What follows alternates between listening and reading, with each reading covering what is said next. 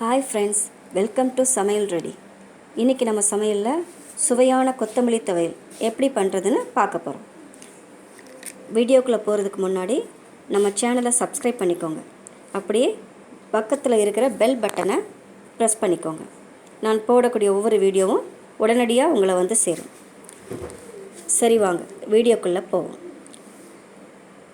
துவையலுக்கு தேவையான பொருட்கள்: மிளகாய் வத்தல் 6, பூண்டு 4, தேங்காய் சிறிது, புளி நெல்லிக்காய் சைஸ், கொத்தமல்லி 1 கொத்து.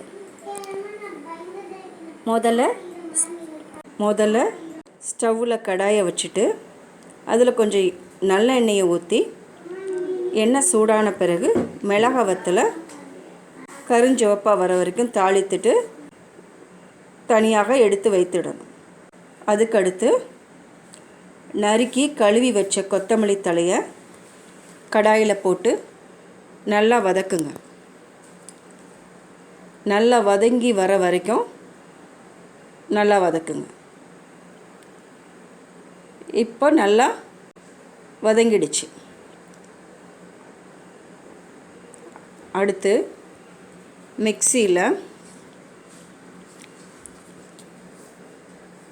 வதக்கின மிளகாய், நறுக்கி வச்ச தேங்காய், பூண்டு, புளி நெல்லிக்காய் சைஸ் ஒரு புளி, கொஞ்சம் உப்பு சேர்த்து மிக்சியில் போட்டு அரைத்து கொள்ளுங்கள். அது கூட வதக்கின மல்லி இலையை போட்டு மிக்சியில் நல்லா அரைக்கணும். இப்போ சுவையான துவையல் ரெடி. இதை அப்படியே பரிமாறலாம், இல்லைன்னா தாளிச்சும் பரிமாறலாம்.